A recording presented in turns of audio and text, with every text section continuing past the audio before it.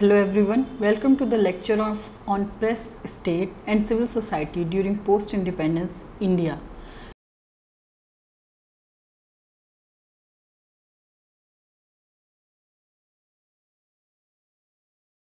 This lecture is a part of your paper on news and society. In this module, you will be learning about press, state and civil society and how they work and developed. In the making of liberal, modern and enlightened democracies, press plays a very significant role. It has been seen that generally more democratic countries have a relatively free press. In fact, free press and functioning democracy work to promote each other. It is necessary that people at large receive accurate and right information with objective analysis of this situation.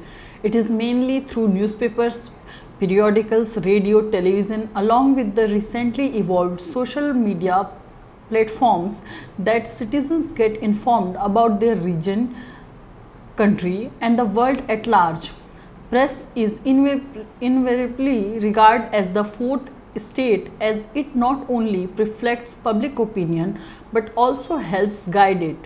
While guiding public opinion, it helps in evolving a correct and nuanced assessment of the affairs of the state.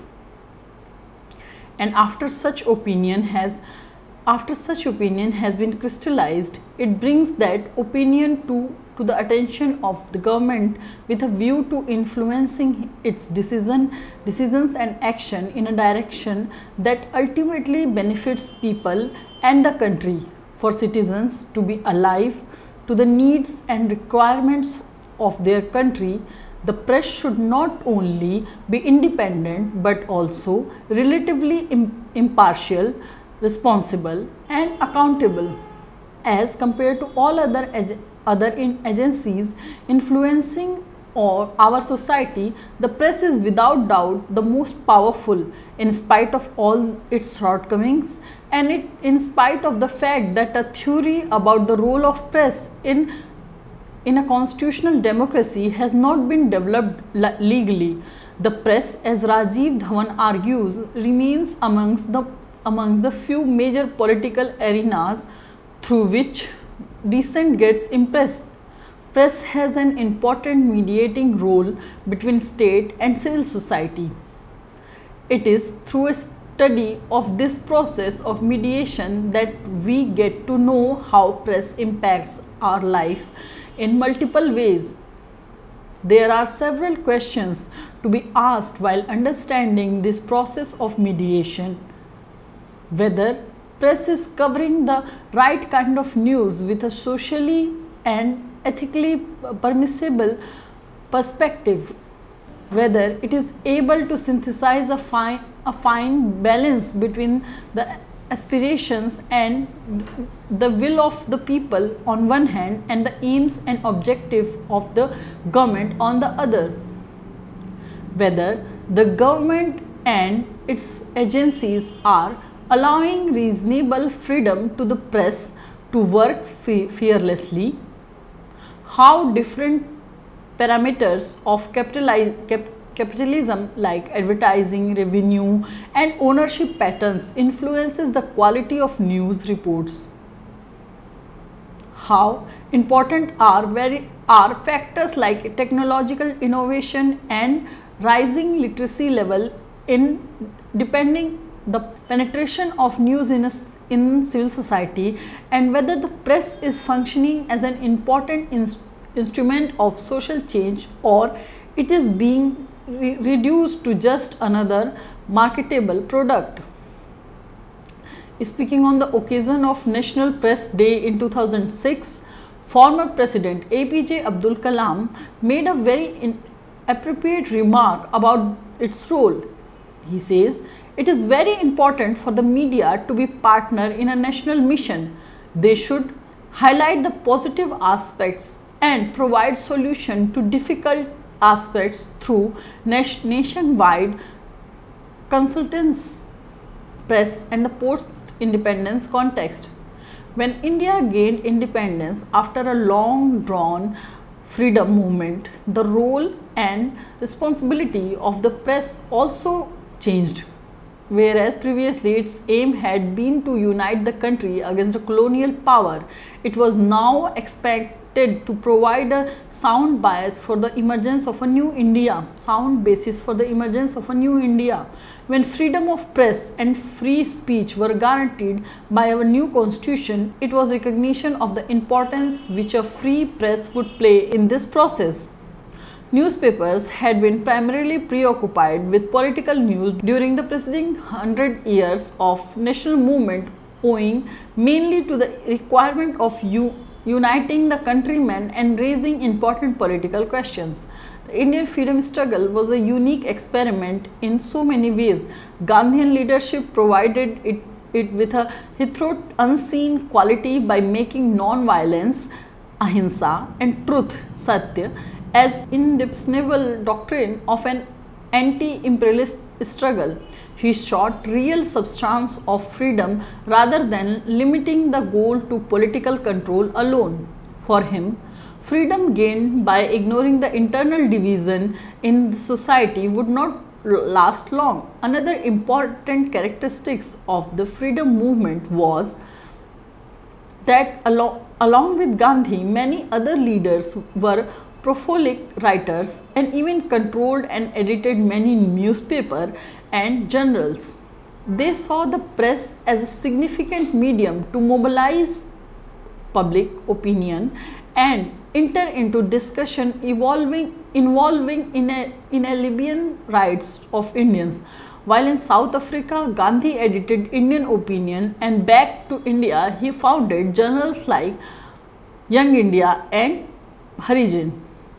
Lajpat Rai edited Punjabi, while Tilak founded Kesari, and Maratha Malviya founded papers like Leader and Abhyuday. There are several other examples. In fact, rarely do we find a prominent leader who was not airing his views through essays and columns. Indian language newspaper had also proliferated in the process and had a vast reach. As the country started its long march in the making of a new and vibrant nation after independence, the need of a responsible press and setting of a new parameters for its operation across in the right earnest. Independence had been gained at the huge cost. It was accompanied by partition of the country, which also witnessed massive communal riots. Reconstruction of the country was a huge task. Our leaders, who had been at the forefront of the freedom struggle, were now entrusted with the task of guiding the country to a new age. In this Herculean task, role of press was very important. Writing in 1952, A.D. Mani, a former director of the Press Trust of India, considered press as one of the brightest hopes for democracy in India. He executed confidence that the outlook of the Indian press was bright because in no other country of the Southern Asia was the press such an important medium of public instruction. Given the role that was expected of press at the dawn of independence, it became even more important that the domain of newspapers moved in tandem with the probity expected from it in public life. While on one hand freedom of press was to be ensured, on the other journalism had to be made more responsible. The freedom and independence of press become the most important question to be assessed and discussed. This in turn got connected to the larger issue of ownership and control of newspapers and other periodicals. The role of state became equally crucial in determining the relative autonomy and independence of press. Expansion of press. According to an estimate there was around 330 daily newspapers and 1189 weeklies and 1733 newspapers of varying periodicity at the end of 1952. This number went significantly in coming years. By 1998, the number of daily newspaper alone had gone by 15 times. Even more remarkable was the enormous growth in their circulation. In 20 years after 1976, while total daily circulation of all Indian newspapers increased by 4 times in terms of number, this increase was as much 5 times. An important aspect of this growth was the boom in the number of dailies published in Indian languages. It was therefore not surprising that by early 1990s, circulation of newspapers in Hindi went up to 3 times of those in English. Robin Jeffrey finds improved literacy and fast growing technology with computing as important causes for this growth. While the former enhanced the number of potential readers of news, the latter created ways in which production and distribution of newspapers in Indian scripts became easier. There was now a growing hunger for information among an ever-widening section of people who were both potential consumers and newspaper readers. Press entrepreneurs now begin a race to reach to the audience. This process is traceable to a more determined entry of capitalism in the Indian society during and after 1970s, which worked to broaden the public sphere. Gradually, advertising became a significant base for sustaining the dailies. The advertising agency grew by 25 times between 1976 and 1994, during a period in which the Indian language newspapers got entrenched in rural belts. It was therefore not surprising that advertising expenditure in India and Indian language publications soon overtook that in the English language publications. Jeffrey argues that sustained by advertising boom of Indian language newspaper not only worked to transform readers into consumers, it also worked to satisfy their urge for information and political participation. These transformations indicate the post-independence rising growth and circulation of newspaper made the role responsibility of press as a mediating tool between state and society even more significant and critical. Freedom of speech and freedom of press. The Indian Constitution guarantees freedom of speech to all citizens. Article 19(1)(a) lays down that all citizens shall have the right to freedom of speech and expression. Though the words freedom of press is not explicitly mentioned here, it is widely accepted now that this provision includes freedom of press as well. Ambedkar argued in the Constituent Assembly that the rights of press were no greater than those of an ordinary citizen, and that freedom of the press was already covered by the words freedom of speech and expression, and therefore the press cannot and should not claim higher rights than a citizen. Rajagopalachari explained it further: to specify or limit the press in our constitution would be to minimize its importance or circumscribe its freedom. However, in the decades to come and through various pronouncements of a Supreme Court, it has been widely recognized that the freedom of press cannot be curated by making a simple innovation of threat to public order or to security of the country, etc. But every freedom must come with a certain amount of responsibility. The Indian state took upon itself to impose reasonable restriction upon this freedom of speech if it perceives that the security, sovereignty and integrity of the nation or public order are at stake. It is indeed a test of the government of the day to define what constitutes responsible and what is perceives to be a threat. Press Commission and Press Council. Jawaharlal Nehru himself had been a prolific writer in newspapers and understood the importance of free press in making of a resurgent nation. He welcomed criticism because it was through this way that the functioning of the government could be improved. For him, freedom of press was an essential attribute of a democratic process. He would prefer a completely free press with all dangers involved in the misuse of that freedom to suppress and regulate press. In 1951, the Nehru's government brought about the legislation called Press Objectionable Matters Act in order to control certain situations getting out of control. He did not pursue it vigorously, and the act was allowed in lapse in 1956. In 1952, Nehru's government constituted a press commission to ensure high standards of journalism and to examine issues related to working journalists. During the Indochina War, Nehru imposed minimum restriction on news, and only those related to defense matters were be taken care of. The first press commission, appointed in 1952, submitted its recommendation in 1954. While coming down heavily on the many instances of yellow journalism like personal attacks, reflecting biases and against groups and communities, showing indecency in reporting, etc.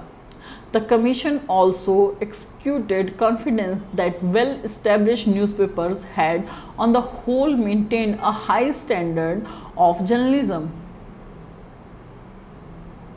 For the commission, a part of the solution lay in instituting a body of people who are connected with news industry and which could then arbitrate on doubtful points and censor anyone breaching boundaries of professional conduct and journalistic ethics, and thus was born the Press Council of India.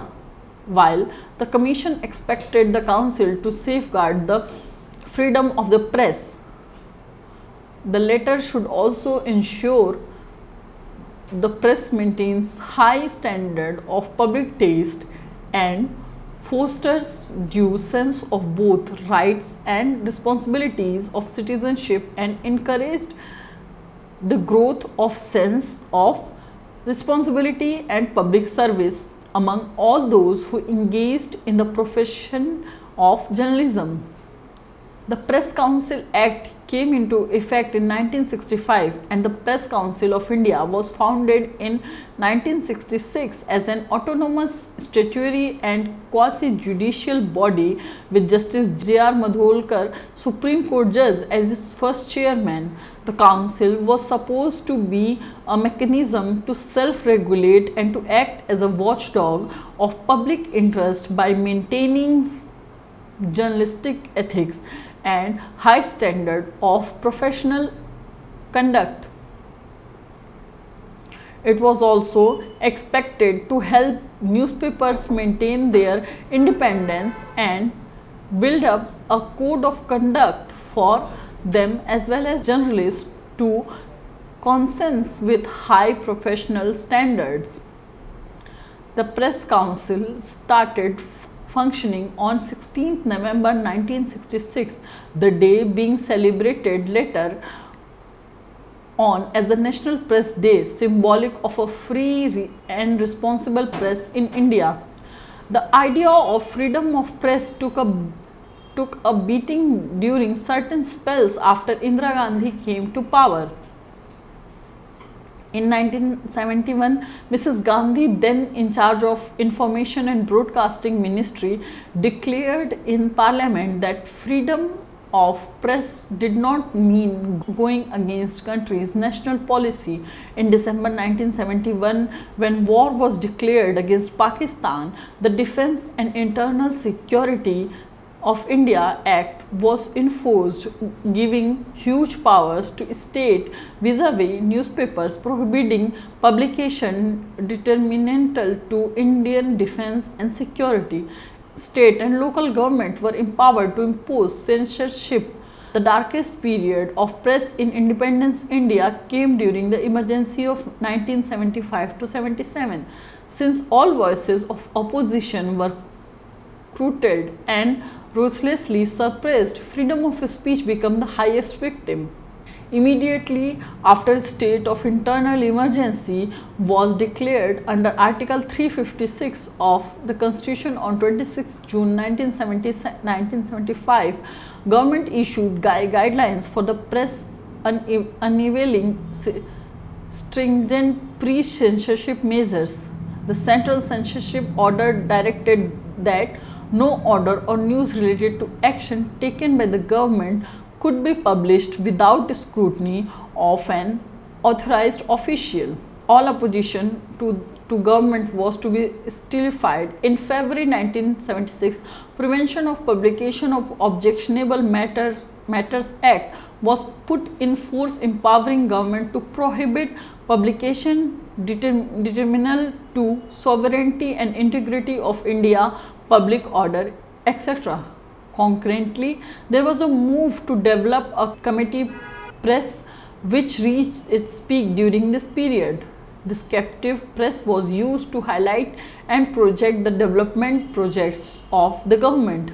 Suppression of civil liberties and strict censorship of press meant that not only people started losing trust in authenticity of what was being published, the government also failed to hear the true voice of people.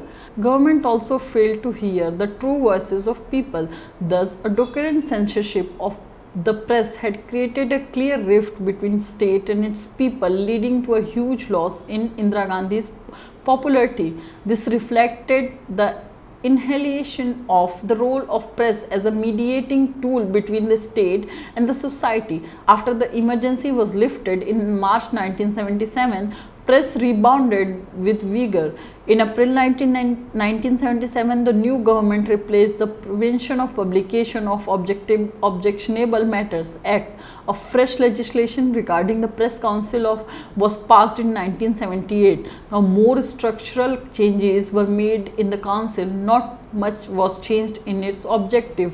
Among others, it would now also undertake studies of foreign newspapers and also such studies as may be interested to it by the government. The Second Press Commission was constituted in 1978, which submitted its report in 1982. The Second Press Commission wished that the press should neither be a mindless adversary nor an unquestionable ally of the government. It should rather be a responsible force in the development process.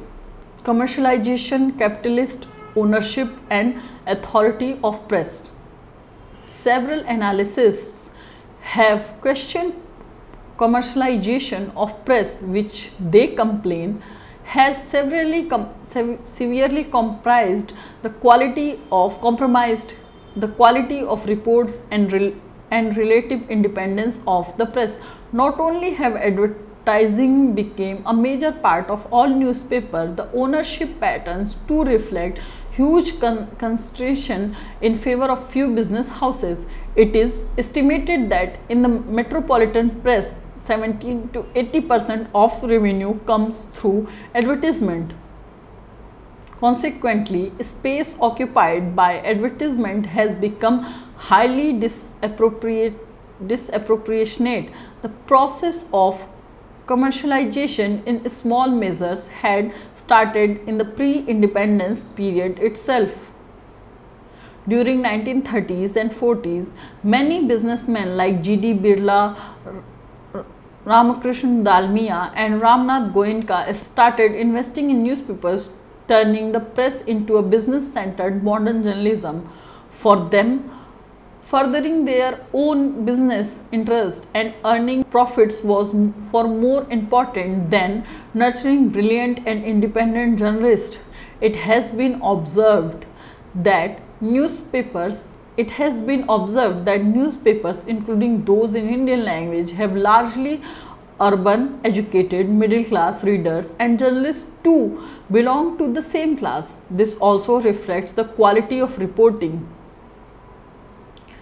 The term of reference of the Second Press Commission gave top priority to the issues concerning ownership, financial potential and management structures of newspapers.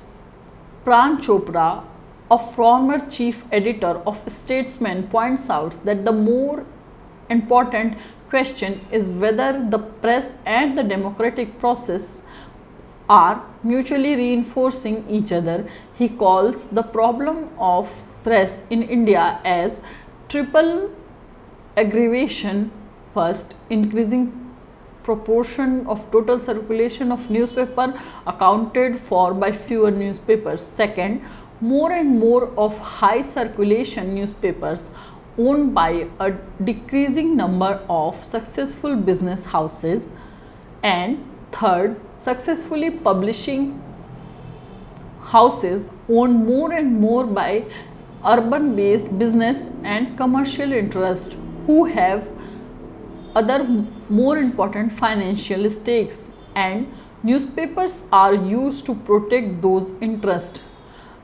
Rajiv Dhawan argues that while in emergent capitalism, the relationship between civil society and state is explosive, in late capitalism, both processes of state and reordering in civil society reinforce each other's working with a shared notion of rationality.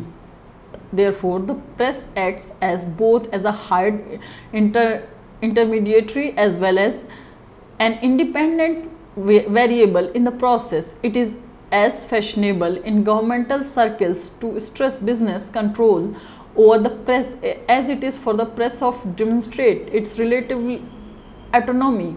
The question of monopolization of press has been raised again and again. This has been shown to be adversely affecting the independence and quality of reporting. This is also supposed to be acting against the interest of smaller newspapers or those with smaller capital. It is not easy for a small-time entrepreneur to venture into the task of starting a newspaper. Market forces could be ruthless at times. During 1960s, the government showed the inclination to help small newspapers against the big ones. However, as Rajiv Dhawan argues, the government was more interested in controlling bigger newspapers through enforcement of labor laws and control of price allocation of newsprints, etc. The figures of Second Press Commission 1982 showed that 8 firms owned around 40% of circulation of dailies, with the largest conglomerate owning 10%.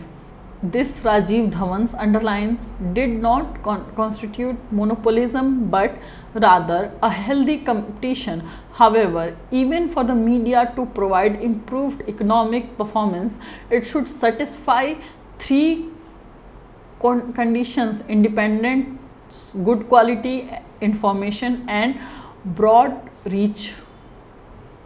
Conclusion: as has already been deliberated, the need of every society is to crave out a balance between freedom of press and its responsibility. In this complex process, how the state behaves towards press is very important. Very few governments would like to hear criticism about their functioning, and still fewer would be open to the idea of unfair criticism. A constructive criticism nonetheless receives people's support too. Then again, the editorial policies of different newspapers are not uniform.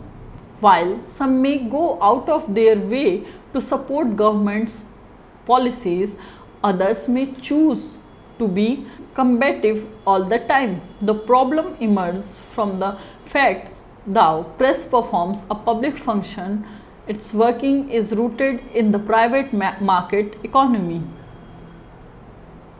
Nonetheless, by ensuring the financial security and operational independence of journalists, quality of news can be improved substantially. In a case involving the Indian Express group of newspapers, the Supreme Court 1986 very rightly contextualized the role of press in a democracy by stating, in today's free world, freedom of press is the heart of social and political intercourse. The purpose of the press is to advance the public interest by publishing facts and opinions, without which a democracy electoral cannot make responsible judgments.